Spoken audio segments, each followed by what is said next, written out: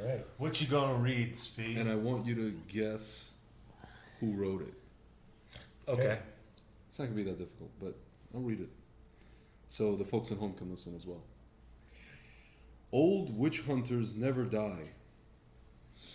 They return in the form of Israeli liberal leftist news media people, intellectuals, and politicians, along with presidents of Jewish establishment groups and rabbis in the United States.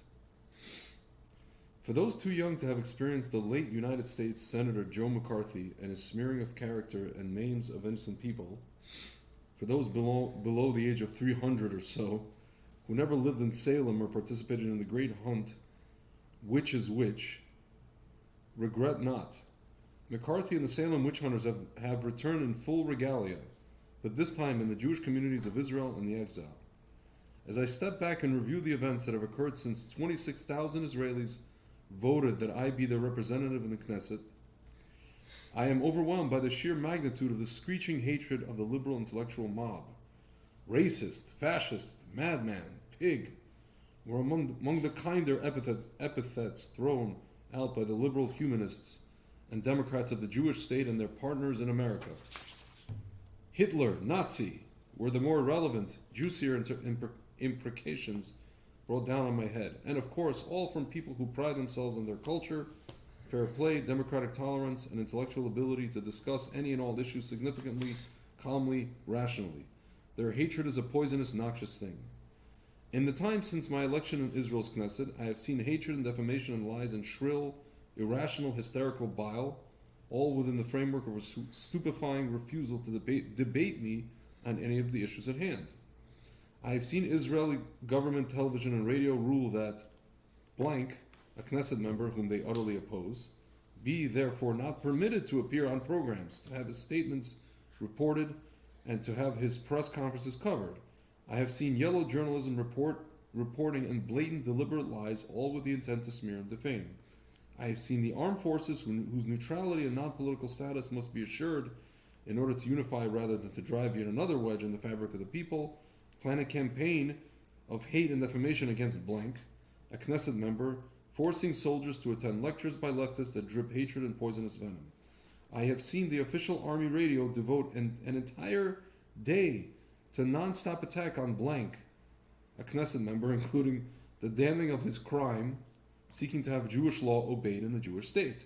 I have seen the Knesset rules change more than in the space of a year than in the previous 36 of the state, all in order to limit as much as possible blank, a Knesset member, from exercising his right to speak and propose legislation. You can say me instead of blank Okay. because it's confusing, I Yeah, think, yeah. to the audience. I have seen the Knesset pass a rule that allows the Speaker of the Knesset, on his initiative and without need to defend his action, to refuse to table any bill that he considers racist, quote unquote, when no definition of racism is provided. I have seen the power used to ban as racist two bills by me that quoted the great Talmudic codifier Maimonides word for word. I have seen a bill presented giving a political committee of the Knesset the right to ban a party as racist, with racism defined as causing animosity between sections of the people. Quote, a definition can ban every party in Israel, every newspaper in Israel, every second person in Israel. I have seen police arbitrarily either refuse to grant permits for our rallies or allow a counter rally within 30 meters of ours with a loudspeaker blaring and thousands of whistles drowning out the speech. I have seen unashamed and open appeals to physically prevent me, a Knesset member, from speaking, and I have seen hordes of leftist stormtroopers physically assault Jews. I have seen Knesset members walk out as I, a Knesset speaker, goes to speak, thus justifying the walkout by Arabs, communists, and third world states and un-Israeli speakers of the UN, whom they consider to be racist because they are Zionists.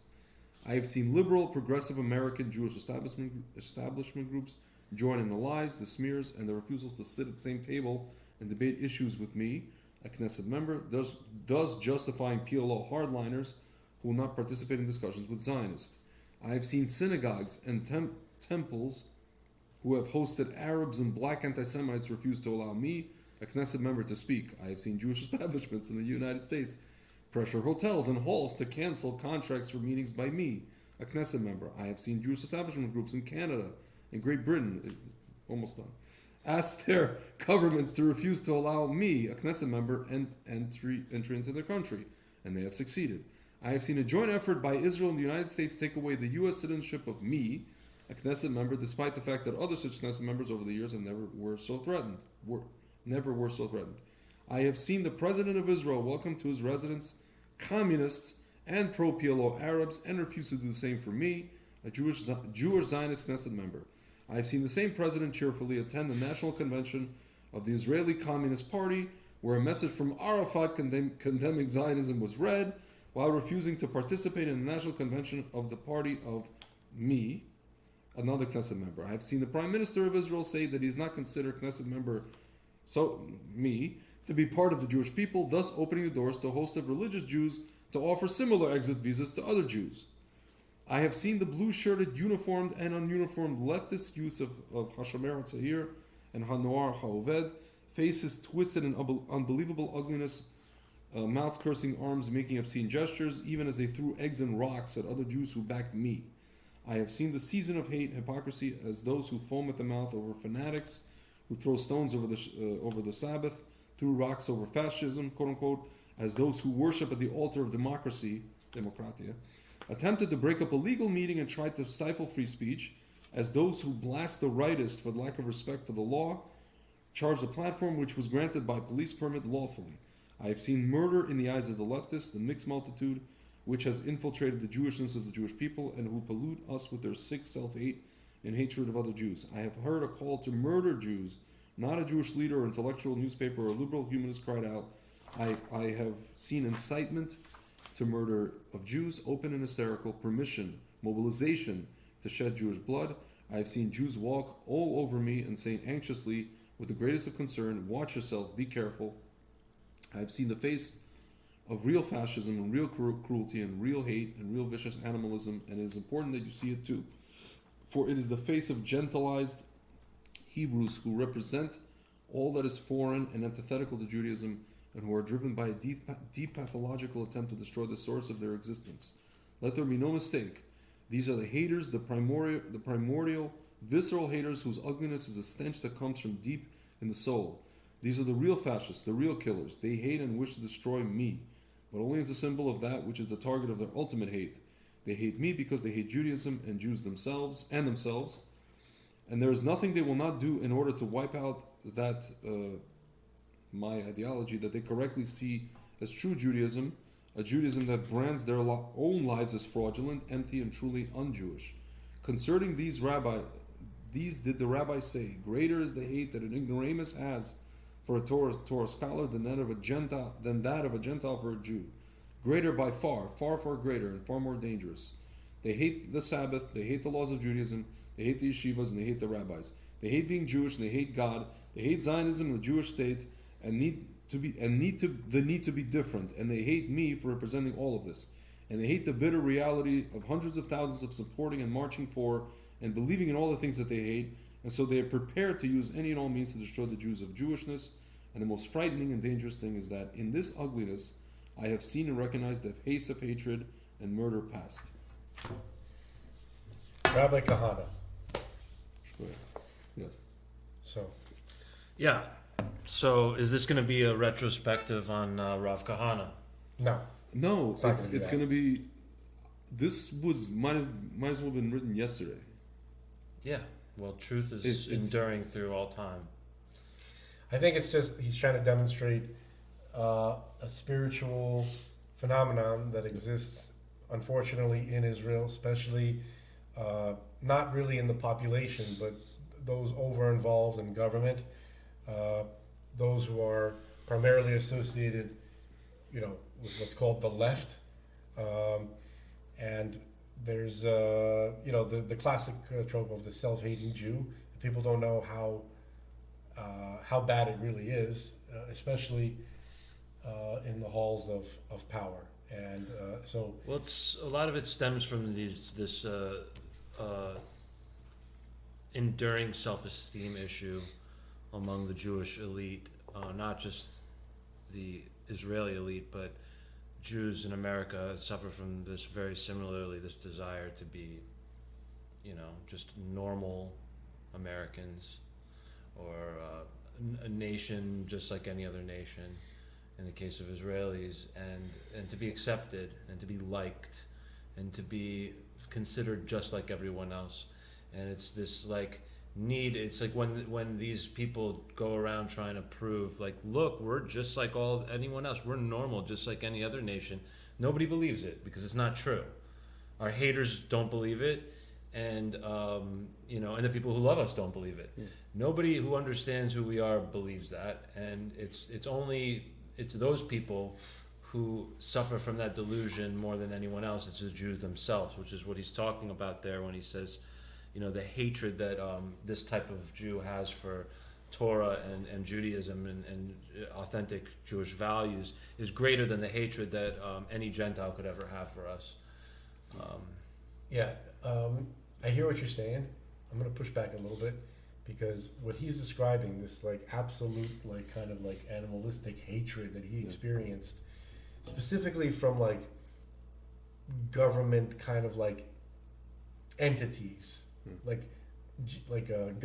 NGOs and these kind of collectivist kind of like Marxists, who it's a little more than that regular kind of like familiar idea of the Jew who just wants to be accepted. This is much more. This is like on the highest echelons of the world's evil. But don't you think it still belongs to the same territory, and that you're just describing a higher degree of something? I think It might have stemmed from it. Those people, the ones he's talking about, are playing in to, or they're playing on the heartstrings of the Jew who want the Jew. Even every Jew wants that on some level. Wants what? Acceptance. The question is, do you want acceptance from like God, or do you want acceptance from people? Yeah, of course. Yeah. No. But every Jew, every human being wants acceptance from people. So it's a normal thing to want. Yeah. So there's something about us, and that we want acceptance from others, and they're playing on this like inherent desire. But here's the thing, like this is what I say to people all the time. Like ever since I became religious, I tell them, again, like it's one of those things where it's like it sounds like something rabbis would say. Do you care what God thinks, or do you care what people think? Some people. Sometimes they go to synagogue, and they. I know people that like sometimes they drive to synagogue, right? No judgment. If you want to drive synagogue, but then they'll park around the corner so that people will, let's say it's an Orthodox synagogue, they won't see them go to their car. And I'm like, do you care what God thinks or human thinks? It's also, but sometimes it's out of, but sometimes that's actually out of respect. Yeah, it is out of respect to the other sometimes people. Out of respect, and sometimes it's just they care what. Yeah, of course. But I think caring what people think is okay. Yeah. It's a good thing. It's okay. Yeah. It's important to care what people think, Yeah. but it's not okay to do evil. Yeah. To try to protect a certain kind of image because you care what people think. Correct. That's the difference. What he's describing, and I don't like to push back, but Yeah. I have to a little bit, because what he's describing is a very specific phenomenon that he was experiencing. He mentioned, like liberal Jews like outside, but he's talking about something Rabbi Kahana, something internally like in Israel that he experienced. Yeah. So basically, the Torah describes this. There's other kind of like a vernacular that's not Torah, which also kind of describes this phenomenon. The Jews that he's talking about really have embraced a anti-Torah competing cult. It really is a different religion in the sense where if you study like communism, socialism, Marxism, like if you really get into the weeds of the writings, they really had a truly Gnostic, a real Gnostic view of reality and even of spirituality, because on the highest levels of communism, they had a very Platonic view of the world, as Plato did in his Republic, which is you have the king-priest class, you have the enforcer class, the military and the police, and you have the producers. Now, the king-priest class, why is it called king-priest? Because they're not just in charge, like kings, but they're also priests. Priests of what? Sublime, in their view, sublime spiritual reality, which is essentially the Gnostic view of the like Eleusinian mysteries of the Greek religions, the pagan religions of the past, where there's like a pleroma, right, of divine entities, and there's one above the other, and then they have this villain god, semi demigod or whatever, that's called the demiurgus, the demiurge, who is like their version. It's their Satan, Yeah. and their Satan created the physical world Yeah. and enslaved souls, which they believe he didn't create, We're trapped. Yeah. trapped them in these physical containers, and these souls were not as constricted as we are. This is I'm just giving you their Right. view. Yeah. Yeah. They're both, they fluctuate from male to female, young to old. They were never trapped in any one particular. They experienced it all at the same time. So in their view, the demiurgus, which stems from the Egyptian mystery cults, and their view of what they called the god Seth. And Seth was the god of death, and Seth was the who killed their hero gods, right? Horus and Osiris and Isis and all this stuff, and so essentially they identified the god, especially after the Exodus, that the God of the Hebrew Scripture, who destroyed their entire civilization, their entire empire, for a long time, and they never rebuilt it back to its original glory, right? Pre-Exodus, and they identified that later as Seth. So who we call Hashem, Jews, right? Judaism, the God who came down on Mount Sinai and gave the Ten Commandments, outlined specific roles in society, told us precisely what he wants: morality, mother, father, respect, children, the institution of family. They are the enemies of every aspect of Hashem's agenda. So they have to desecrate and destroy every institution that God wants. And the Jews, and especially the Jewish religion, represents the ultimate cooperation with Hashem and who they call the demiurgus or Seth, the evil god. That's in their view. And this is deep in communism, deep in Marxist writing, in Marx's writings, and the people that he was influenced by, the British communists. That's who really brought communism to the world. Is these people? I forgot their name. You can just Wikipedia it really quick if you want. Okay, he was deeply influenced by them and Hegelian stuff, right? Sure. And Engels. He was greatly influenced by Engels, who was financing. It was kind of like, you ever seen that movie Dinner for Schmucks? No. Okay, I know this is a strange thing to bring up, Can't but show the clip. It's but just unfortunate. hear me out for a second. It's a horrible movie. It wasn't too long ago, maybe 15 years, where these pricks have this society, right? Where they have this event where they have a competition. These rich assholes. Oh yeah. And who wins? You have to bring the doofiest schmuck to dinner. Yeah. I remember that. And whoever brings the best schmuck. Yeah. Steve Carell. Steve and- Carell, yeah, and that, Okay. Paul Rudd. All right. Yeah. Right. So, and it's like... Galifianakis is in he plays the total. Yeah. So this has to be based on Clement. Engels and Marx relationship. Because Engels was looking for a kind of like a mascot to sort of like finance and become like a representative, like useful idiot, the ultimate useful idiot. Yeah. Even Marx writing about like useful idiots, he himself was the ultimate useful idiot. Yeah. Because Engels was a German, he was the son of a German like mega rich industrialist. Yeah. And he was part of a society which I know it's going to sound crazy, but it is. It's the Illuminati.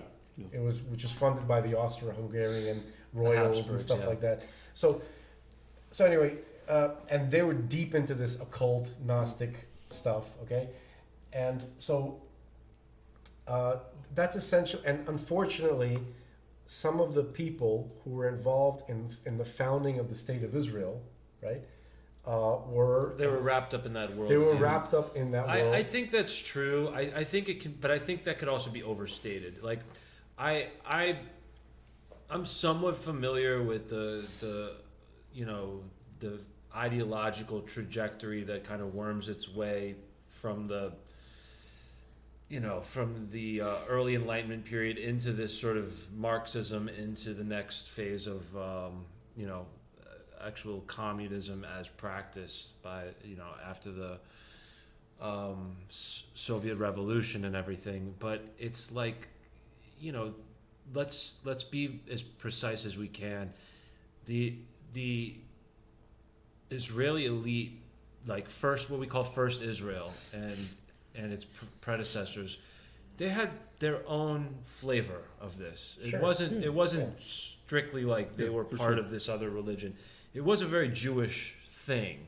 It was a Jewish flavor of this Gnosticism or a Gnostic flavor of Judaism. It was ornamental. However you want it. It Yeah. was like ornamental Judaism. Yeah, ornamental, but let's not also detract from the depth, the spiritual depth of what these people thought they were trying to achieve. I don't think that, like, I think that if you were to bring up like these concepts among with like some of the early pioneers, that like you guys are, you know, look. This actually, let me take a quick detour. This is an ongoing philosophical debate with me and Svi, which is, do ideologies drive reality, or ideologies a symptom of something more fundamental that drive that drive reality?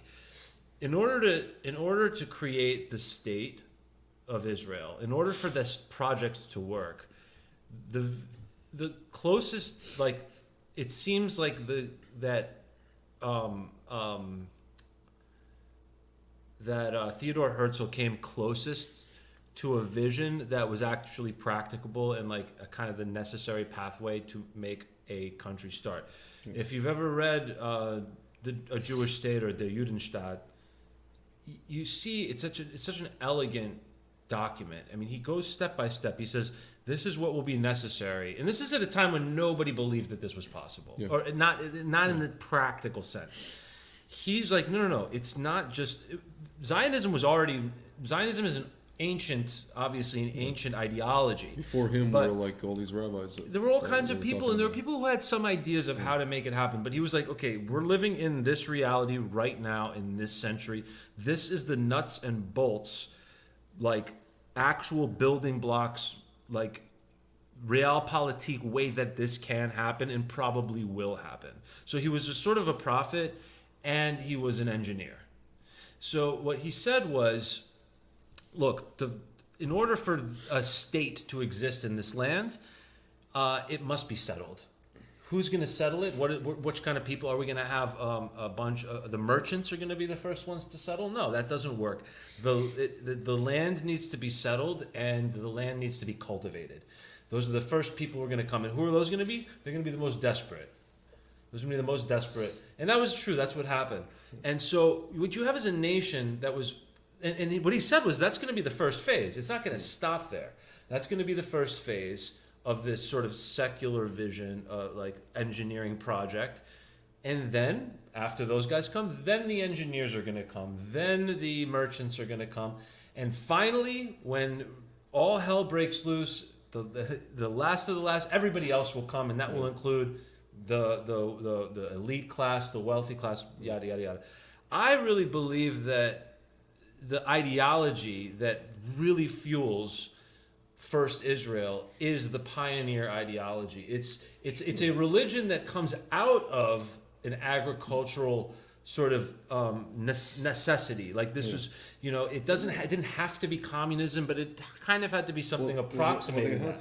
So let me just finish, and then I want to hear what you have to say. So in a sense, I don't think that, like, I think that you have this, what you guys always refer to as like Gnostic fruitcakeism, that enters into the whole thing once the whole thing matures. But I think at the end of the day, what you really have, if I'm trying to be as charitable as possible to these people, you have the descendants, the recent descendants of people who came to the land, they worked the land. The people who are the most powerful people in Israeli government, they were two types of people. You had essentially like poor, Eastern European Jews who worked the land with their hands, and then you had this kind of a little bit more elite class of German engineers and those people who came in the 30s who ended up becoming prominent in early government. And to this day, the descendants really, they still descend from those people. And what was their ideology? Their ideology is like, we're the guys who have to make this thing happen. We're the guys who have to build this thing. And we know what it takes. We know that it takes blood, sweat, and tears. And in a sense, Torah is fine, but what really matters is the day-to-day nuts and bolts of what is going to take to make this thing happen. And we're not going to let some guy come in here who knows nothing about statecraft, who doesn't understand the Americans, who doesn't know the way the world works, who doesn't understand the psychology of these people, and we're going to let him ride roughshod. We're going to let this cowboy from Brooklyn, this American cowboy, come to our country and do this type of stuff and take over what we've built. So on a very basic level, there's just sort of an ego thing with any elite group of people. But I'm trying to paint it as charitably as possible. I think there's a lot of people in this camp who were threatening him. All these people, whatever it is, a lot of it, this ideology stuff, it's unconscious. I don't think most of these people were like, oh, I care about I believe, like, this guy, his Torah is challenging the dualism, that ideas that I have about, the soul and how, the demiurge and stuff like that. Half of these guys probably never heard of that stuff. Can I parse out what you just described? Yeah. When I lived in Israel and when I first rented an apartment in Tel Aviv, I had a landlord. We had to go see him in another town. He lived in a place called Gan Yavne. We drove all the way there to pay him the rent, the checks. Right. And he started telling us how, I don't know how we got on this topic. Secular guy, him and his wife.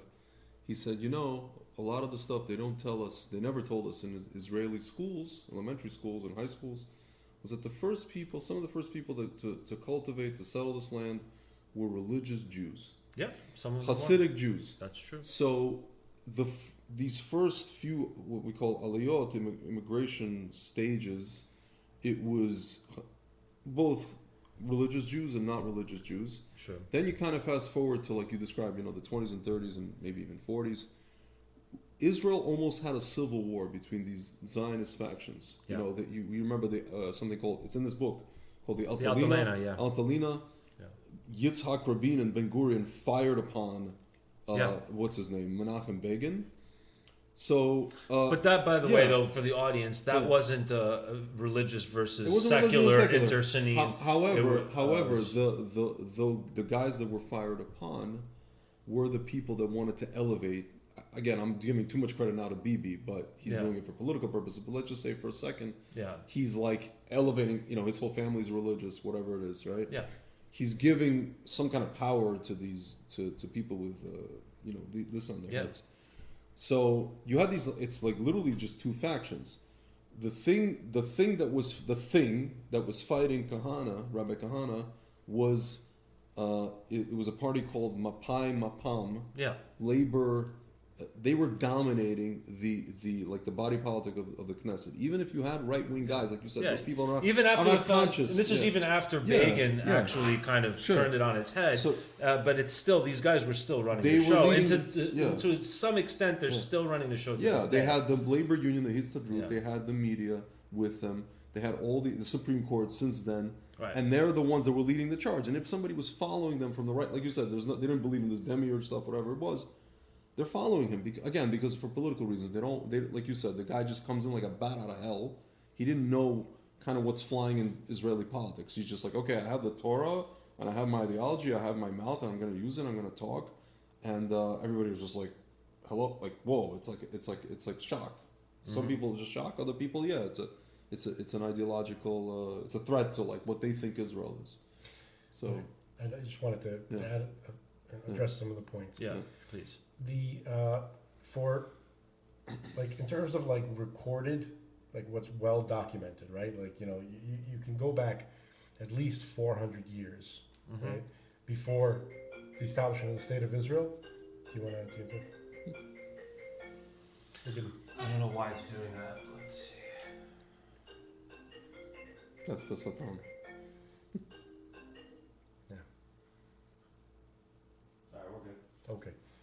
So for Was for it a about good 40 solid years? 400 years. Yeah. There have been tremendous, like mighty efforts, specifically from it was exclusively religious communities, waves of like attempts to settle, to create settlements and to cultivate the Yeah. land. Rabbi students.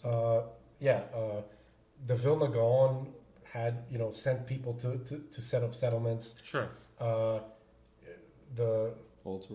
Alter Rebbe, Yep. and they were all focused on specifically on agrarian Yeah. like cultivation, and not to set up little Jewish ghettos, but Yeah. to really work. Yeah. So they were completely ignored by history, by the Yeah. way, I know. and Rabbi so, Bibas, that and- was the and- name comes to mind. yeah, and Yeah. so we could bring up many examples of this, and throughout that entire period, especially like mid 1700s to moving forward, it was fought tooth and nail by certain elements who are ethnically Jewish, but were fighting the religious, the truly religious, Enlightenment figures, let's put it that way, who were working even with local entities in the Holy Land In the Ottoman Empire. to yeah. attack and to raid and to burn down the work, the farms, the orchards that were being built. So even throughout that entire period, there were this era. Let's just Remind us what period we're talking about. We're talking- 1700s. I was focusing mid 1700s Because this is before the modern way before movement. way before. So who is attacking whom? So there were elements. If you want like specific names, we could start with. Or just again, Ottoman- just reiterate Ottomans. generally who's fighting, who's attacking. Ottomans and Arabs, probably. So in Europe, okay, you had anti-Jewish Jews essentially who rose up to high levels, prominence. Yeah. Okay, in the Austro-Hungarian areas. Yeah, sure. Okay, who were vehemently against any kind of major Jewish return To the land at to, all to of the any land. kind. Right, they fought it tooth and nail. They released pamphlets. Rabbi Antolin talks a lot about it in the book. If Yeah. anybody really wants to, Some get of these into were it, religious Jews as well. not in that period. No, in that perhaps Came later, later, towards came later. like right before World War Once II. No, even way before that. Once I mean, they you saw had, that the seculars were coming to Israel, then they like Rabbi Teichtal. He was. I mean, against Mendelssohn was opposed to. Yeah, but you're talking Zionism, about and Moses that's- Mendelssohn. Yeah, No, but and Moses- this is, I know it's later, but it's still way before World Yeah, War but II. he was actually I would consider him part of the anti-Jewish He's elitists. yeah, he was that kind of a were- reformist. They were part of that faction that were trying to interfere with traditional Jewish life Yeah. everywhere. So the people that he essentially worked for were really against, like the banking families, or as Sure. they later became, were really anti. And for up until like the let's say the late 1800s, the whole idea of settlement and Zionism and all the hundreds of Yeah. in those hundreds of years, where it was a strictly super religious, traditional religious Jewish Yeah. effort. Then when they saw, like when those same kind of anti voices from the Right. elite Right. saw that they were not successful in stopping, and it was actually growing, the sentiment, because the persecution is getting worse. Yeah. More people were getting desperate. They were trying to go. So instead they said, you know what? Since we can't stop this movement from happening, obviously it's moving in that direction, we're going to see if we can take over. Because we can't have, for ideological reasons and for what I believe Gnostic spiritual reasons, they didn't want for that to succeed. They didn't want the Vilna Gaon's disciples to be the ones to settle and conquer the land. They didn't want the students of the Baal Shem Tov to come and to dominate and to set up the land. So they were going to come and they were going to be the ones who control Do you society. really think that in that period of time, these people were that Yeah, they preoccupied with what was going on in Palestine, with the deeply, and it's documented. It's in their own words. Now, I'm like, my brother had a tremendous memory, like for specifics. Like he can like see something, you read it, he can recall it to you immediately. Yeah. This is very interesting for- to me. ju- I didn't realize that there was so much. so strong. Yeah, what about the Bund? and stuff I didn't like realize there was so much Haskalah and Bundist opposition was- to religious Zionism in the late 17 and early 1800s. It was an insanity. If you read, so I'm gonna keep recommending to read Rabbi that? To Antelman's eliminate book, the opiate. to eliminate the, because you know why? Read it. Not because of his claims, but Yeah. because he's so well read. That He just book is documented it. Yeah. masterful in its source work. Yeah. Like he literally just leads you to all of their statements, Yeah. their writings, their documentation, where to find it, their books, their everything. It's really like people who read this book are literally their jaw drops because Yeah. they react like you. Like, can it really be true? Yes, motherfucker, Yeah, it is. Well, so let me continue. Let me continue to play devil's advocate, though. Sure. So I want to know this: like, is there? Can we give the devil its due and say, well, you know, when we today look at the conflict and the tension between, you know, let's say let's use for example what's been going on in Israel with the judicial reform stuff, right? Yeah. That's a very like modern version of a tension between, let's say, roughly, and this is not by any means accurate enough, but roughly tension between a more religious faction of the country and roughly between a more secular faction of the country. Even though there are religious people who are against judicial reform, and there are I don't even think it's that.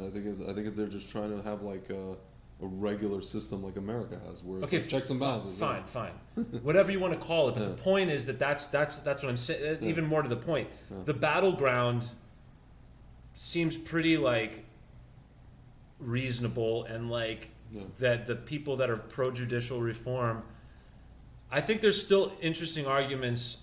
I understand there's some types of arguments on the left that I'm sympathetic to, but like overall, that whole framework, it seems to be more of a traditionalist values type of people on one side versus you know, the kind of secular liberalist kind of values on the other. It's not But just it- secular. But yeah. this is not even the point I'm trying to make. I'm just trying to establish a baseline here that we have this problem today. That's all. Yes. And then, but if we go back in history, and again, me trying to play devil's advocate, what if somebody says, well, you know, look, you had people from religious camps that were enticed by the Haskalah because they saw just how backwards, not all, but so many in the religious world, where they had so many medieval traditions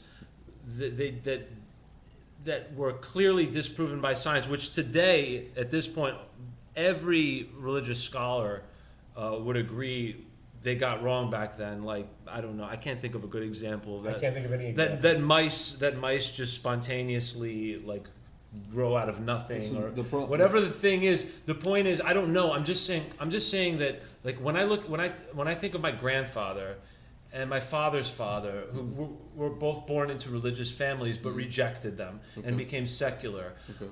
And I listen to their arguments for like what they saw as completely, you know, they tell me stories of these people believe this nonsense and that nonsense and whatever. And But what do they believe? Those people? You know what Can I I'm saying? address I'm just saying, like, I'm But just giving I- an example of a very, One very thing I clearly understand- discernible wait, scientific, I'm like sorry just that- stuff that is you like, stated like a few things. I want Yeah. to go to before we get too far away Yeah, from. yeah. So I just want to address some of it. yeah, The Enlightenment figures, right? The people who you're talking about, they preyed on ignorant Jews, actually, especially children. They would go in the guise. This is a very common thing that they did. They would go posing as Orthodox Jewish malamdim. You know, like they teach a cheder, like the kindergarten teachers who were Right. supposed to teach children Chumash, but they were actually teaching them that Torah is bad, is backward, reject your Fine. parents. Yeah. That was the actual thing, and they would attract people. It's a lot like I'm just saying, how sure can we be that it was this monolithic? Just give me a chance to respond. Yeah, This, okay. this is an important point because you could look at. That's why I'm telling you, like, read Rabbi Read the Antelman's book. book and look into Rabbi the source. Rabbi Antelman. Marvin Marvin. Antelman's. and Antelman's, yeah, yeah. To eliminate And the not, argument. don't just read his book, but really check those sources that he's talking about Yeah. and see the statements of the people themselves. Yeah. They did a lot. Their approach was copied by Jews for Jesus. Yeah. They Yeah, would sure. go. They would go to like somebody like my aunt Raya, who is not a knowledgeable person. her grandfather was religious. They're She doing knew some this of on the Brighton customs. Beach, by the way, to Yeah. Russian-speaking Jews. Oh, yeah, These sure. Just read, Just, they go just- to- yeah, but here's what specifically. Yeah. I'm going to get to the point. So, like statements like, for instance, from the Talmud, right, where it was something. I know what you're referring to. Something similar, like a mouse grows out of a thing. They were maligning the statements in the Talmud, which are meant to be understood as midrashic, not literal, right? They have a midrash is something that's not supposed to be taken as literal. Allegorical. It is a allegorical fable, like with moral lessons encoded in it, and they would say, "Oh, look what the Talmud says. Oh, look, a mouse comes from a bean or something." I'm just ad-libbing on Right. what. Okay, it doesn't literally mean that. So you need a scholar to explain that. Scholars, right, were generally in those days, right, people were not scholars for the most part. Scholars, like each village might have sent one boy that they thought had potential to go learn. They would send to the esteemed academies where they get to sleep on benches and study. It was very poor, wasn't and like they would today. learn the actual information. They would come back, and then they would teach it to the community and serve as a rabbi. So it was easy to manipulate people who were ignorant about, and to say, "Oh, look what it says, and this is what it means." Ridiculous. Let's get rid. That was a common tactic. It really was. I believe you, but at the same time, like, listen, the three of us have all had the benefit of having, been educated and groomed, so to speak, by the secular world to some degree, and also to have a traditional Jewish education. On the other hand, I mean, I'm just using deductive reasoning because I don't have all of the materials at my disposal to make an academic argument for or against what you're saying. I don't know the answer, but I do know the vast, diverse array of religious experiences of the people that I've been close to in my life, that they've been exposed to, and the stories that they've told me. Some who've got almost nothing but wonderful memories of their religious childhoods, others that have had the worst experiences, and then everything in I between. think you're talking And about so, specific memories in the sense of just upbringings as I'm opposed talking to... about yeah. the cultural Cultural paradigms that experience. they grew Yeah, up in, yeah. and the dysfunction that Yeah. exists, not because religion's good sure. or bad, but because humans People. are fucked up. For sure. Because we've got Yeah. problems. For sure. Okay? And what I'm saying is that exists whether you're religious or not. course, of and course. and the flavor of dysfunctions can be different from one environment to another. And all I'm saying is that there's particular types of dysfunctions that exist in certain religious communities.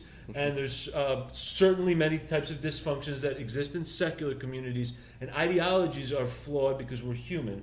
And what I'm saying is if humans haven't changed that much, and I see what I've seen in my short lifetime so far in the Jewish world, broadly speaking, I'm sure that there was the same kinds of really vast array It's possible, of yeah, experiences for sure.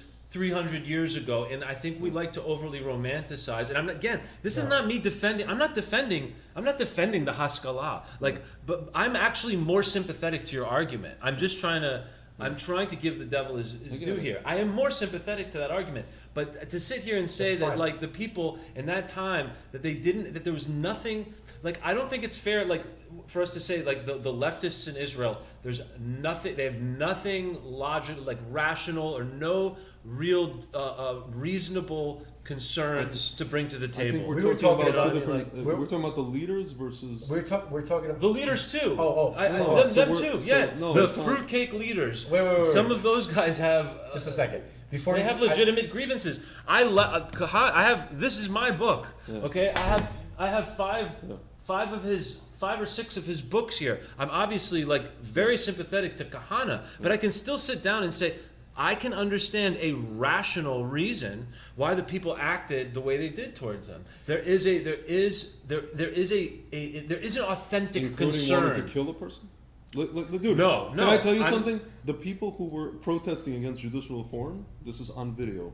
They threw bricks at cars on Right, Beach but Park. does everybody who oppose judicial reform it was- think or behave like that? It was a lot of them. Just a second. It was a lot. Let me address something you said before we Yeah, get too sure, far sure. away. You're saying that there are factions in Israel. Some believe this, some believe that. The actual physical reality of it is the following: the vast majority of the country, Citizens, is you mean citizens? citizens of the Yeah. population, like Yeah. the actual main body of the population, leans traditional and religious. It's like something like 80% or 85%. Of course. Maybe Essentially, 90%. the people who are for keeping the judicial system as is they really are a vast minority in terms of numbers. That's true. Okay, and And by the way, they're going to lose. yes, but in terms of radicalization and physical violence, Yeah. they have, even though they are the minority, you will find the vast majority of those willing to commit physical violence among that minority. You're absolutely That's a right. tr- that's And a fact. It's like I Bolshevism. It's like 100% Bolshevism. agree with It's you, like but let me Bolshevism. tell you what's going to happen. Eventually, the traditionalists are going to win. Of course they will. Yeah. Okay, and they're going to become They're the already dominant. They're going to become the dominant. They're going to become the new elite because course. that's the way this works. Yeah. And they are going to be, No, we're not and they are arguing going to engage in a new version. They're going to have their own new flavor of potential tyranny, just like they did in the Middle Ages. Let's be real about it. We don't know. You don't know. You weren't there. You don't know what it was like. You don't know what it was like to be somebody. I'm just saying. You don't know what it was like to be somebody growing up questioning. Look, Maimonides is one thing, right? But look at what they did to him. Look at what they did to Rambam. Okay, this guy. Yes, but just give me something here. Give me a crumb. I'm trying There were to- plenty of that- people. There were plenty of religious organizations that found some of his ideas Have to you be. read his critics? Have you read the statements from his critics? I've read mostly historical accounts of things that happened. Read the statements directly. That's Of what his of contemporaries contempor- or of people. No, contemporary critics, the ones who were, and even those who came a little bit after. For Rambam? Yeah. Just one example. There are other kind of clashes among authorities, right? 99%. Even his critics were like, our master, our genius, the sun teacher. of our life. So you're saying there wasn't a single religious No, community no. in the Middle not Ages or saying medieval that. times where people weren't oppressed by the ideology that they were living under, where they couldn't question certain things, and where Generally speaking, it's not supposed to be that way, No, but it it's is not that even. way It's sometimes. not even. No. there were The only things that really. they're all recorded. The only Like- things that really happened in terms of what you're describing, as far as I can see, was just the battle between, the famous battle between Hasidim and Misnagdim, right? But between like Hasidim and Misnagdim, there was people putting each other in excommunication. Big rabbis doing that to themselves. But as far as like people coming and asking questions and being, like in Islam, like suppress, you can't ask questions, suppress. It's not. It wasn't a thing. Yes, the answer is yes, but here's the context. Okay, most of this was like during Roman times, during the Roman occupation of Israel, right? Where it wasn't a religious conflict. It was those who wanted to fight the Romans constantly. Zealots. Yeah. They're called the Zealots, okay, or the Sicaries. Those. Yehuda talks about it. The band of assassins who would Yeah, I'm very assassinate. familiar. They would kill Romans and stuff like that, and then you had the other factions which were like, look, God has sent them to we're not going to win against them, right? Let's set up some kind of peace where we could practice our The religion. Josephus of the world, whatever it is. Not Josephus. Josephus is like he joined them. Well, He was a zealot, Yeah. actually. I'm talking about the Tanaim, for instance, Yeah. that we read about. Okay, And Talmud. those were like the moderates, politically speaking, who just wanted to work with, and they saw the Roman occupation as some kind of rectification that needs to happen between Jacob and Esau, and they saw the spiritual. And then you had others who were like, no, we're going to fight them, we're going to get everybody killed, and we're going to fight. Right. And Burn the granaries. right now, Bar Kokhba was not one of them, by the way. Okay. Okay, I don't want. Parker was later. I mean, that was. Yeah. I don't want people to think that Bar Kokhba, who did fight the Romans, was one of these zealots. That's not what we're talking about. Okay, so You're talking essentially about the zealots who slashed the granaries and, Burn the granaries. Yeah. yeah, they basically they killed other Jews. enforced the war to happen. Right, but it was not a religious thing. It was just more of like, how are we going to deal with the Roman issue? It was a political thing. It was Yeah, a of political course. thing. It was in terms of religiously. Okay, like let's say the golden age of. There were several golden ages. Like But Rashi, the golden ages of true Torah knowledge, right? where we have to look to the Tanoim, because that's constantly who we look to for our Masorah.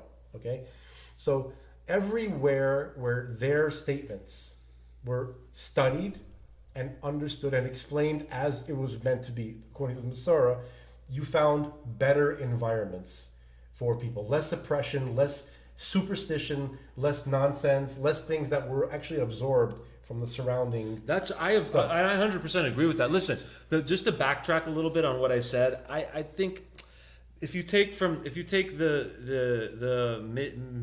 Middle Ages to the medieval period of Judaism, that was actually more like a golden age compared to what I think where Judaism really started to have a decline. The Jewish people declined in many different respects after after the expulsion from Spain and from basically the late Renaissance up until this Haskalah period. This was one of the Jewish institutions had been destroyed, and this was a period of some of the greatest dysfunction, backwardness, and superstition. Baseless superstition based on Christianity, basically, really influenced from the neighbors. Pagan stuff too. Exactly. That was entering the religious world as well. Yeah. Okay, and so I'm saying like this was a time of great. Jews were just looking around and be like, how do we salvage ourselves at this point? Yeah. And some of them concluded that we need to embrace the Enlightenment, and others concluded other things. Hey, can I tell you something though? Just one thing. Yeah. That this latest stage of dysfunction that we're in right now. Yeah. Okay. Not very few people understand this, but 95% of the Torah that we had before World War II disappeared. Yeah. They killed 95% of our scholars. In the Holocaust. And those, the preservers of our knowledge, the ones who are bringing knowledge. Shtetl life. And our Sfarim and... Yeah. If you wanna know the true nature of what religious Jewish life was like, you have to read the journals of these Enlightenment infiltrators that I was just describing to you in Eastern Europe. Or you have six. In the what I'm talking about in the the Tzemach Tzedek, he was the third. Yeah. He was the third Rebbe. Yeah. He was the Haskalah slayer. Yeah. He was their enemy number one, and they sent agents in there to infiltrate the children's academies. Right. You have to hear what these guys report about these people. They were so impressed with the state of their settlements, of their civilization, these little shtetls, their academies, the way people treated each other, their level of knowledge. For instance, we just heard a statement today from Carl Jung, who's like the Hasidic Rebbe, Rev Dovber, the Maggid of Mezrich. Yeah. He anticipated, or he described my entire psychology, like my entire worldview on psychology. Carl Jung said that about the. So you read the statements of these Enlightenment figures about their experiences in these centers of Torah. That's how, if you really want to understand what they were like at that time, they were these like little mini golden oases of life. With the least, relatively speaking, least amount of dysfunction. So now I'm just going to give my own anecdotal experiences. Right. Which is, I've noticed that the more people understand what the Torah words, the educated people, the truly educated, not that many, unfortunately. Okay, there are people who read the Zohar. They have no fucking idea what they're talking about. Okay, there are guys who tell you that if you jerk off, right, you go to hell for eternity, and there's no way to do tshuva about it but they don't understand what they're reading. Yeah. First of all, they don't understand that they're destroying the minds and hearts and souls of the children that are listening to them. It's going to stop you from created these like frightened, like dysfunctional, like. It's going to stop you from getting married. It's going to stop you from This is kind of whatever. Yeah. So there's a lot of stupidity out there. People who are reading stuff that they have no business teaching. Okay, and this has always been a problem because even the Baal Shem Tov, he was like, there are guys who are walking around like teaching. That's all I Kabbalah. really wanted you to admit, that this is a thing I've that exists. never denied that. No, I know, but for the sake of this conversation, I wanted people to understand the context. I know, I of get it. I so, get it. So basically, the actual Torah scholars who bring the actual Masorah always come, and those who are lucky enough to receive the Masorah from those who really are the transmitters of the knowledge, you'll find the least amount of dysfunction in those environments. So I just wanted to point that out. I'm not, No, and even no, those environments are not perfect because we're in Gullus. No, of course, we're in of exile. course. But those are really important points. But just going back to Israel just for a moment. Yeah. The model you mentioned Herzl, and the way he not statecraft, but building a state or whatever. Okay,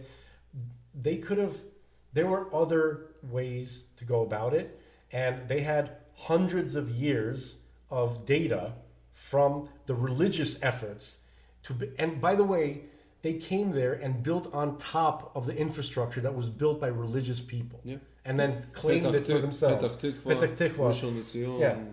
People don't understand. People will be shocked to know how much of the infrastructure that existed in Israel was already pre-built by religious Jews, unbelievably, right? Like real pioneers. Okay? So, and then unfortunately let's call them the Gnostic fruitcakes. We have our own little kind of vernacular in the show. Sure. Okay? Who got into the upper echelons of political power after World War II. Okay? They're like, we need... They did subscribe to this whole idea of inverted reality, just like the Marxists are doing now, where we're going to create the reality by our narrative. Yeah. A reality will submit to our vision. Yeah, and it's our narrative. almost like through our words we're creating. That's reality. what they believe. Yeah. That is a spiritual, which is what Hashem does. By the way, that's almost alchemy. Taking, it's taking it's trying to That's the usurp the the power of Hashem. philosopher's stone. Gentlemen, can I just read real quickly? Wait, I'm almost done. I give one more minute. I promise. Yeah. Okay. So they seriously created a control mechanism for what kind of Jew they felt was allowed to come to Israel after World War II, and they envisioned some kind of like secular utopia where Jews are playing chess and nobody's putting on tefillin and we're solving mathematical a totally scientific secular kind of like Technocratic. it was inspired by Plato, who was inspired by the Egyptians before him. Okay, this kind of like so they literally sabotaged entire sections of the immigration from coming They to were Israel. working in conjunction with the British. They were sometimes, some of them, and on the deepest, darkest motherfuckers among those people I'm mentioning, there seems to be evidence that they were even working with Nazis. Like for instance, the Satmar Hasidim. This is the beef. This is really the core of the beef. Yeah, you ever read that Perfidy? That Satmar has. The book Perfidy? No, With- I haven't. With Ben Hecht, read that book. I've heard of it.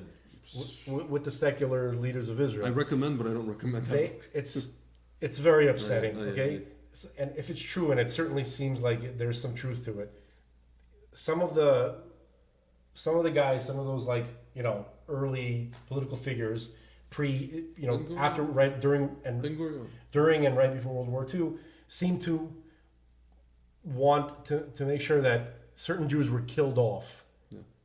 Because they didn't want that type of Jew in Israel. Basically, only intellectuals come, and everybody else. And we keep out the crazy, the pay-as guys. They make our bar. So look how bad. did they cut the deal to make that happen? Well, you have to read the book Perfidy. Specifically, this talks about the Jews of Hungary, and they literally. Those were the last Jews to essentially be right. This is close to the end of the war, but they really wanted to control. Yeah. The point is, though, just overall, without getting into the details, because that's very upsetting. It's going to bum me out. Yeah. And I want to read to you guys about Rabbi Bibas, the history of the Jews we're talking about that came. I'll be done in 45 seconds, sir. Please. Okay. So the wind is long, my friend. The wind is it gets longer because of the interruptions, So basically, I didn't interrupt you, motherfuckers. All right. I haven't been talking at all. I don't know if you noticed. Wait, go on. talk too much. All right. Where? In what He world? traveled all the way from Coral, Schmoral, whatever, to I know. get Thanks here a lot. to Now- talk a lot. Right, today. now the Arabs are coming for me. Great one. We don't even. I didn't even say it right. So Coral in the Castle. sea. I live in Coral Castle. Coral Castle in Homestead. Homestead. Yeah. Anyway. So it's a great location. Everybody should visit Coral Castle. Cool place. Have you been there? You should. I have So, not. so anyway, I'll check it they out. tried to control the kind of Jews that came, and even the religious Jews who did end up making it to Israel. A great example would be the Yemenites, Yeah. Well. shaving their peyot, Well, Meir Kahane talks all about that. stealing children from birthing mothers, Yeah. telling them the child died, and then like sending it out of the country. Sometimes adopt. It's one of the greatest greatest sins. Bibi of just that. paid, what was it, a few years ago before COVID, I want to say, or after COVID, hush money Yeah. to these families. Hush And money, or was it actually public? They were given, they were given, no, it was publicly written about that they were given, each family was recently given 200,000 shekels, but the government said, we're not going to open the files regarding these children. Yeah. You're not going to, people So are not gonna these are know. the acts, these Just two here's some examples. money. There are many such examples. But these are the acts of Gnostic, anti-Torah, anti-Jew cultists who embedded themselves like ticks in very strategic positions from the very beginning. And these are the secular Ayatollah judges. I call them the secular Ayatollahs. Because they have the same authority as the Ayatollahs of Iran. They appoint their own. There's just friends. no democracy in They Israel. appoint their own friends. They circumvent like the legislature. They are a legislature, and if you come to them and you say, you need to be checked. No, they're like reasonableness. They everything is based on like how we feel, if this is reasonable or not. Religious Jews are not going to go and tell bikini girls, stop and put on a burqa. They're going to say, I'm not into it. Maybe you shouldn't, if the girl talks to them, they'll say, I recommend that you cover yourself up for such and such reasons, and then they'll go about their business. That's been Jews since the very beginning, okay? They're not going to create a medieval, Like a caliphate. freaking Jewish Theocracy. I'm not Taliban. worried about that. I'm not worried about that. I don't think that's anything that we have to be concerned about. Certainly not in the near future. I mean, you never know how something like that could come about down the line. It's But not a Jewish thing. It's not. but it's also not a Jewish thing It's not a Jewish thing for women to dress and behave that way. No, but it's so not, so eventually, if we're living, if That's look, that's for the point is that society to parse I out, agree. you know I what I'm agree. saying? I agree. There's something in the But- Torah that says you can admonish your fellow. You should, but the halacha is, right? The pasuk says, admonish your fellow if he's not acting right. So But no, so but- no, so but- if you live in a religious community and you start dressing like that, you just get admonished and No, you no, go no, about no. your business. No, Like, come on, no. let's be real about it. Here's You're the going re- to say you stay you follow our standards or you go somewhere else. You- I just want to explain what admonish, according to the Jewish Yeah. tradition, what that pasuk means. yeah.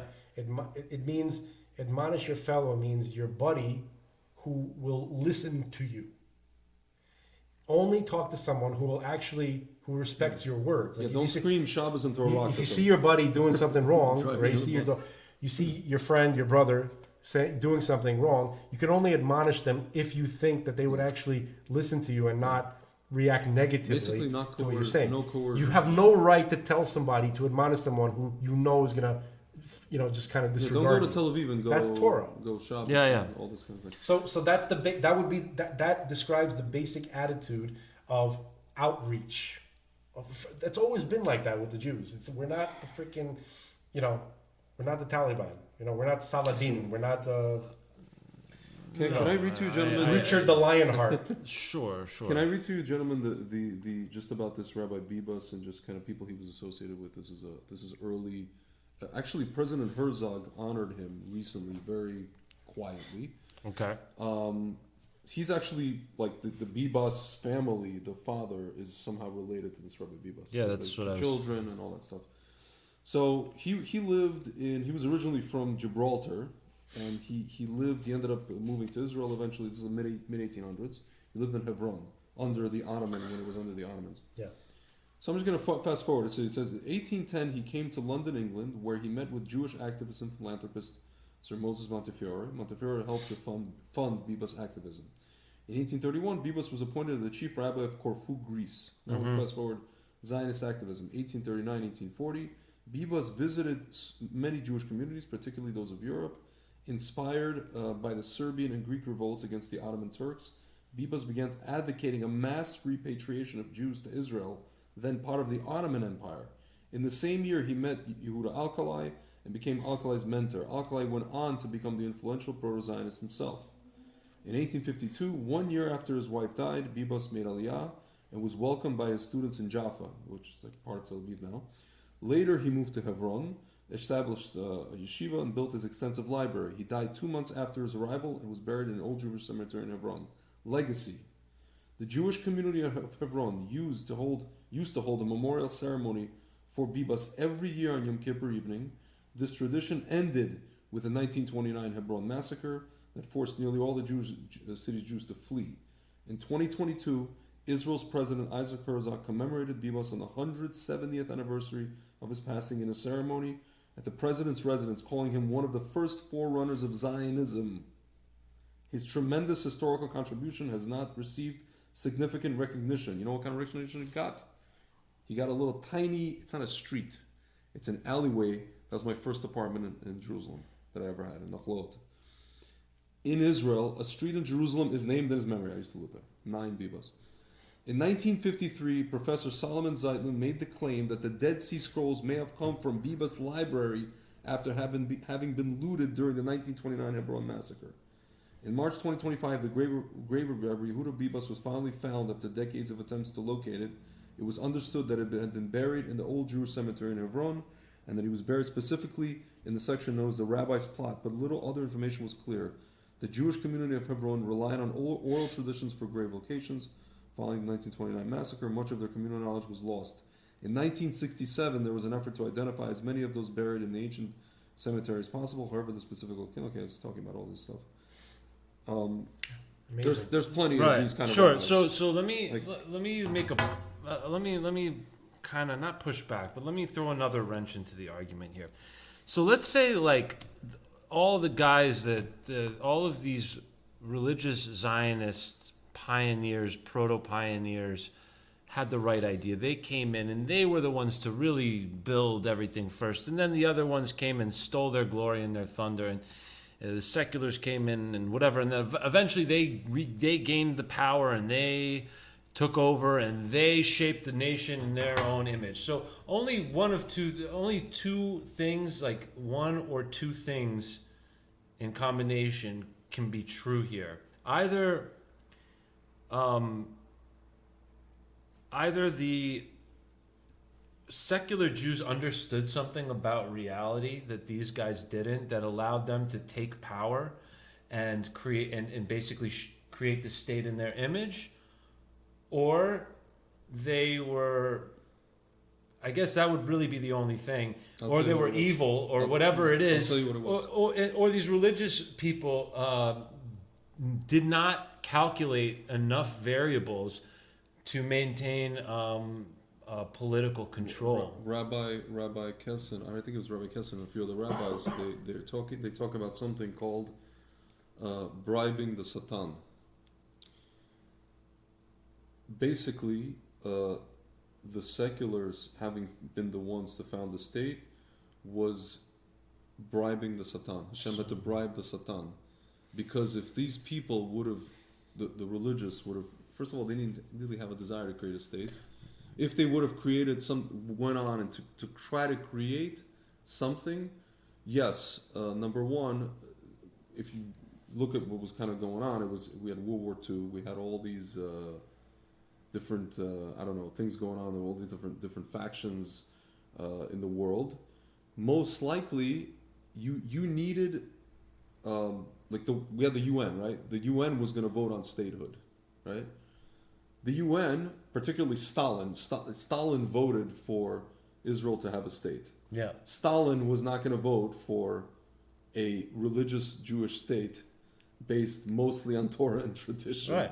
You could argue you could argue that, well, the religious people would have, if they had maintained power and control, it wouldn't have become a state. It would have been something else, and then eventually it would have worked out. There's just been a different pathway.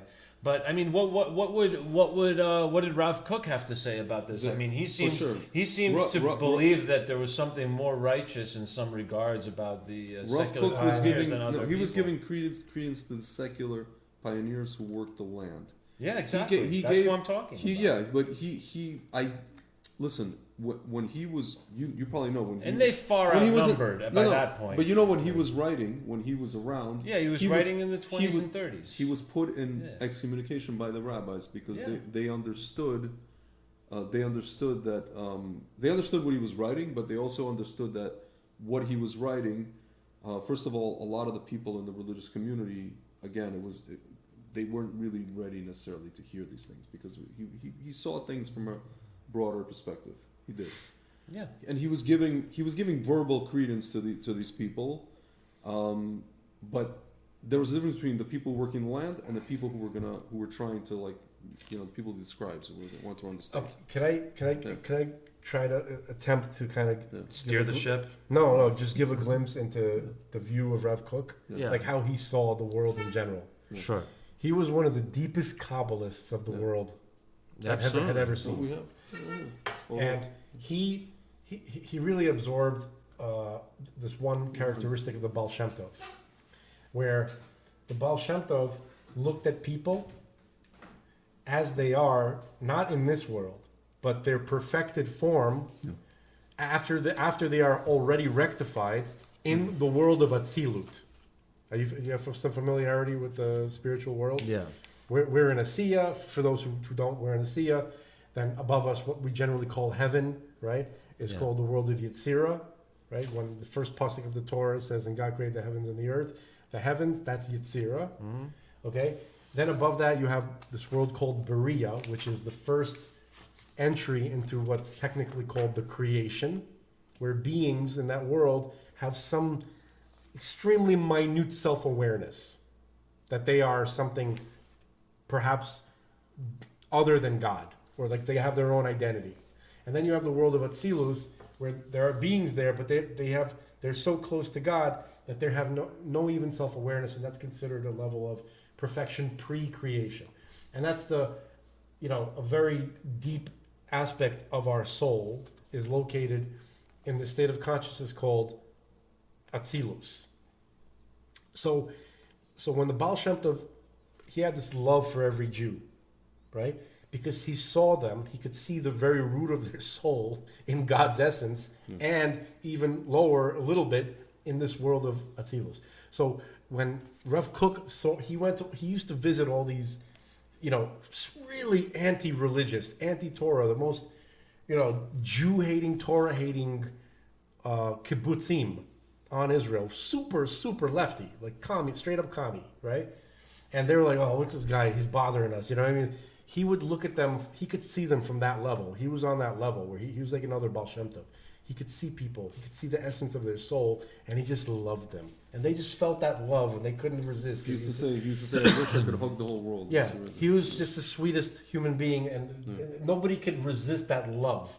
Like, they didn't know what to make of it. But so he wasn't really reacting to them as they are in this messed up state that they're in. He saw what they will be in the future, or what they are now in Atzilus. Okay, that's Rav Kook.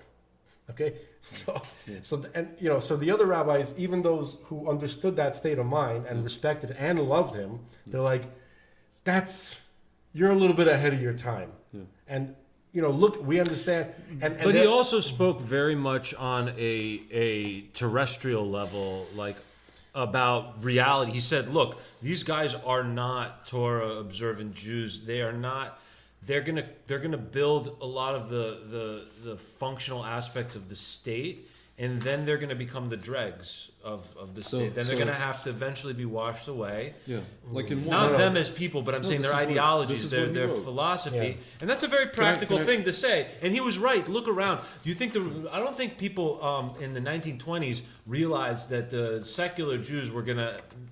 That the religious Jews were going to massively outbreed the secular Jews the way they have, and that we're going to be entering a phase where, like you said, 80 to 90% of the population will be at least traditional to religious. I have to stop you. I'm sorry, because Rav Kook, when he said that, that was a deeply Kabbalistic statement, Yeah. which is rooted in with the Arizal's explanation of the Seder Hishtalshalos, of how God created the worlds with different types of light. You have the encompassing light and the surrounding light, Sure. and it was crashing into each other.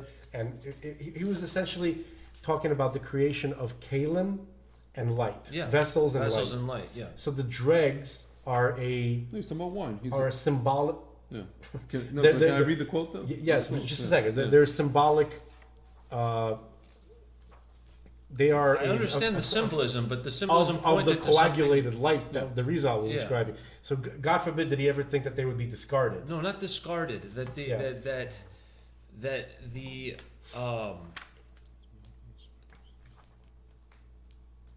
well, not that the people themselves would be discarded, but that that The frame phase that would be over. that The frame phase of would be over. consciousness would be over at a It'd be certain over. point. That's- No, and- can I read this Yeah, quote please. too? Yeah, read it. This is from Rav Kook. It's yeah. The dregs are a good preservative for the wine. The dregs are a good I could speak to this. When the wine settles on its lees, the wine is clear above and the dregs are below. But if the dregs were to rise up, they would mix with the wine and it would not be suitable to drink. So the evil inclination is a good preparation for the habitation of the world. When it is below the good inclination, the wine is pure. But if it rises up, the wine is ruined. I mean, eventually by Yeah, force nature, it that's just goes down. that's more what I meant to say. That, Yeah. that it settles and becomes not Yeah. relevant No.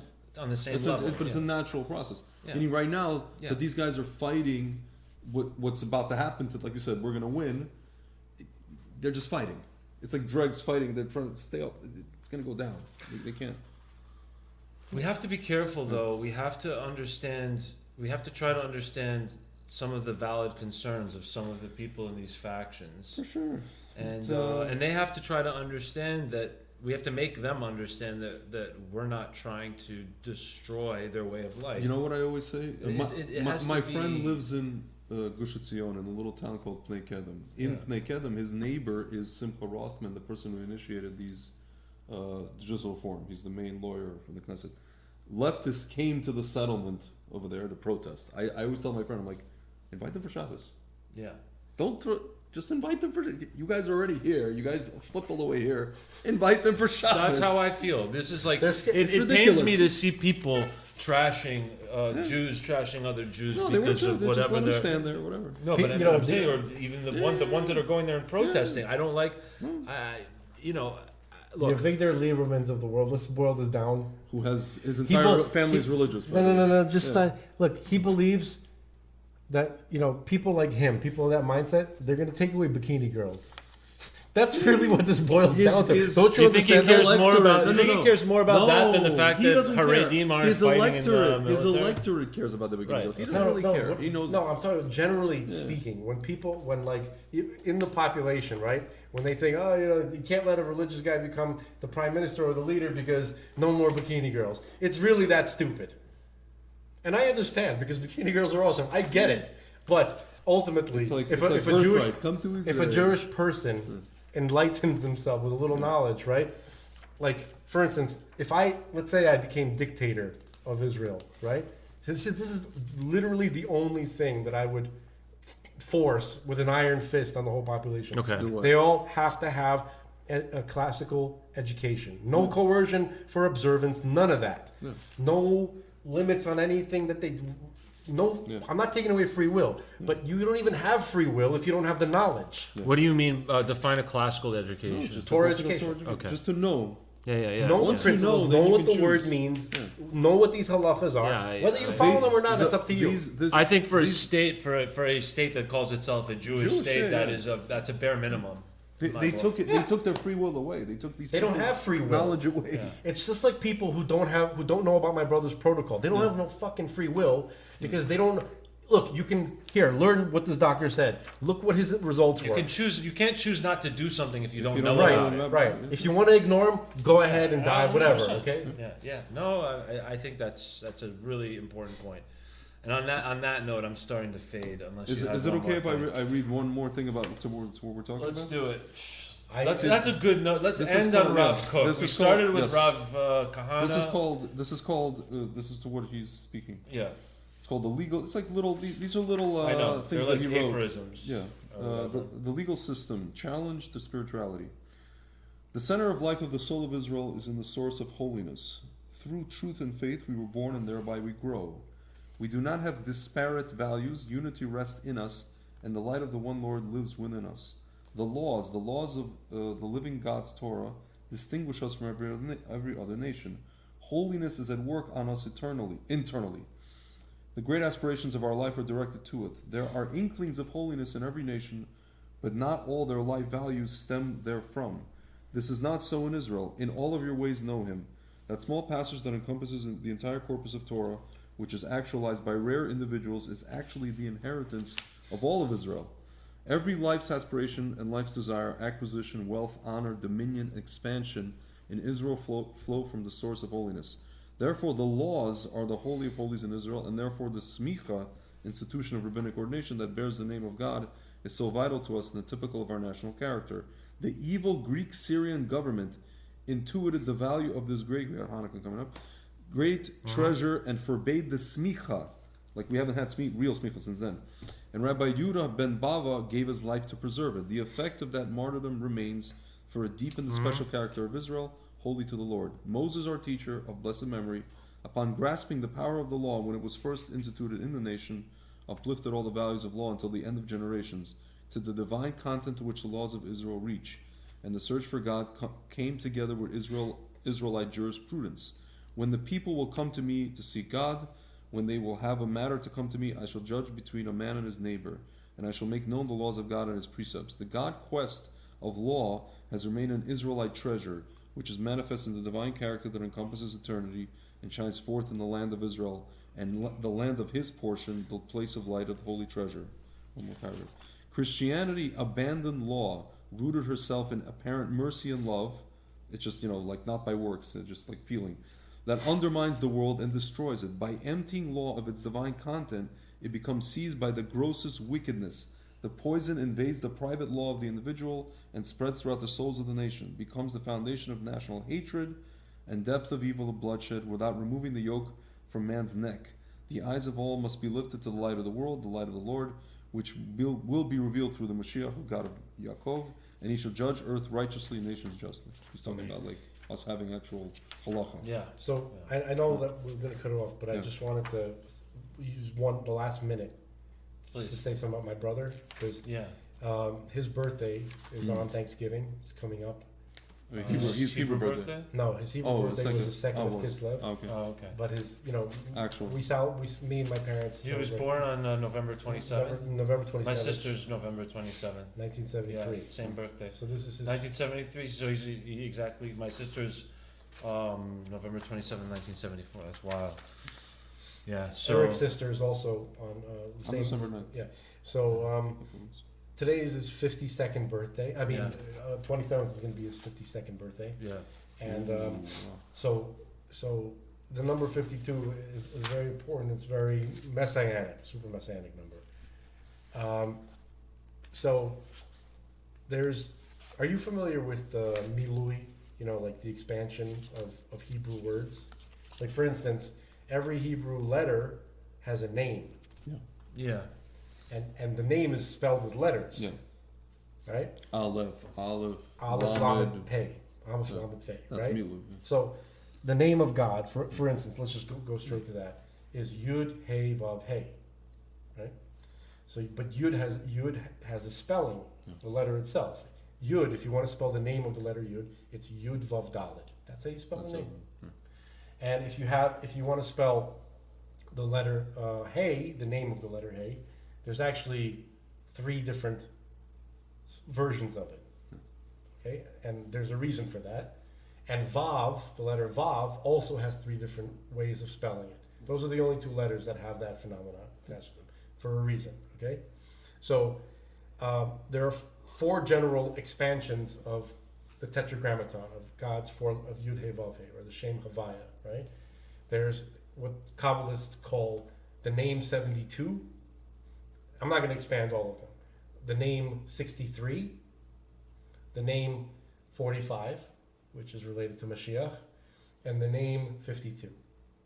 Now there are four expansions, and each expansion, each name of God, especially Yud He Vav He, it's not really God's name. It's actually a formula which describes how God went about creating the world.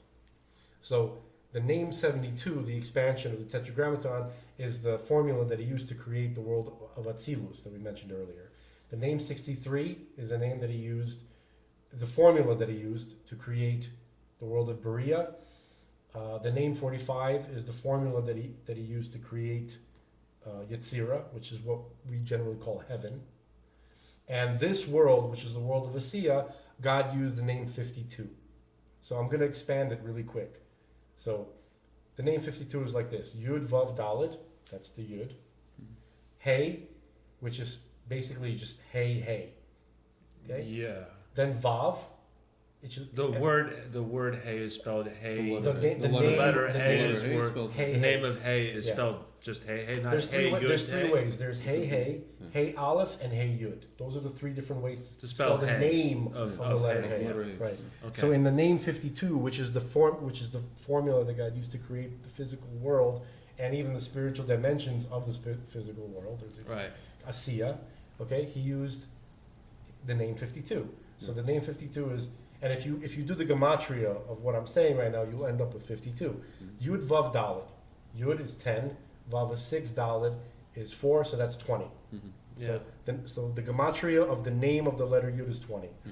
Then you have Hey Hey. So that's Hey is 5. So so that's 5 5. So that's 10.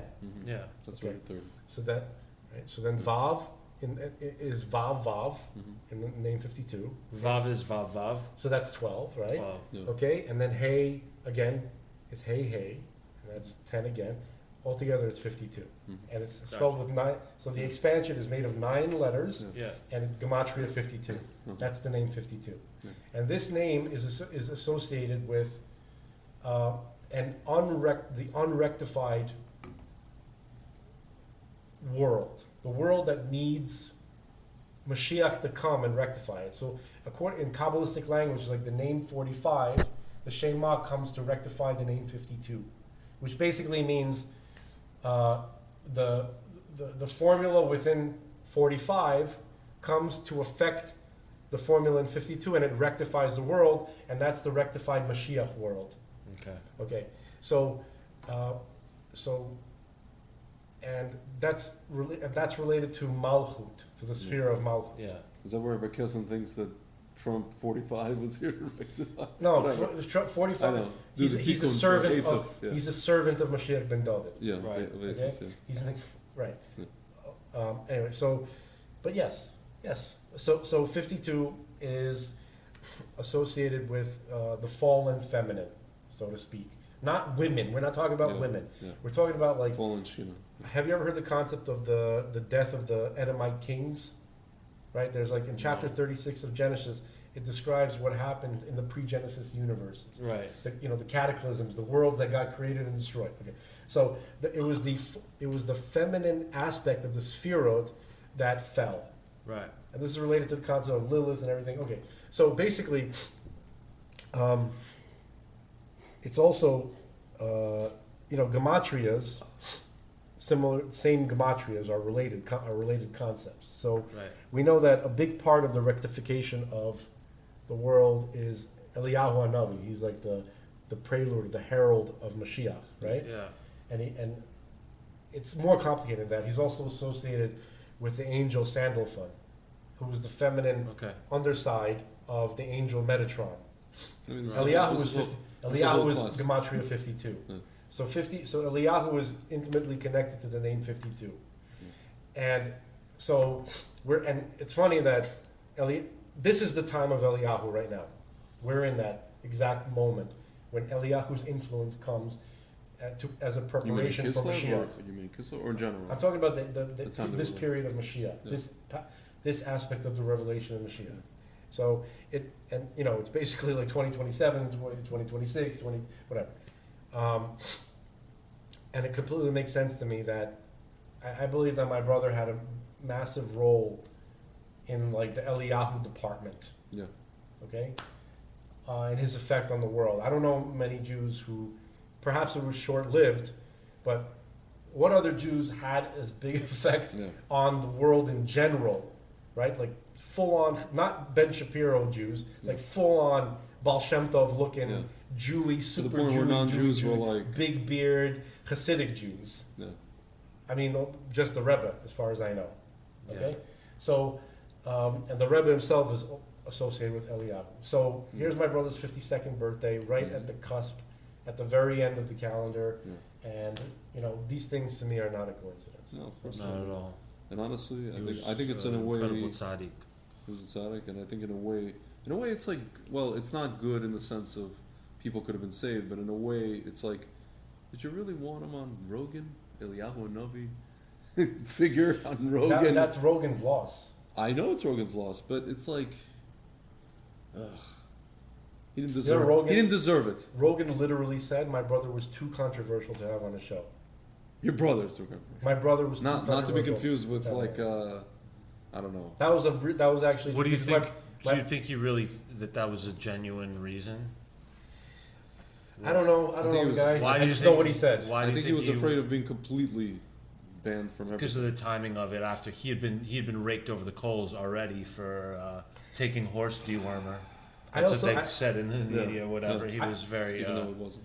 Look, No, of course. Rogan is a acolyte or a disciple or a student. He considers himself of Randall Carlson and of what's that other Who's really?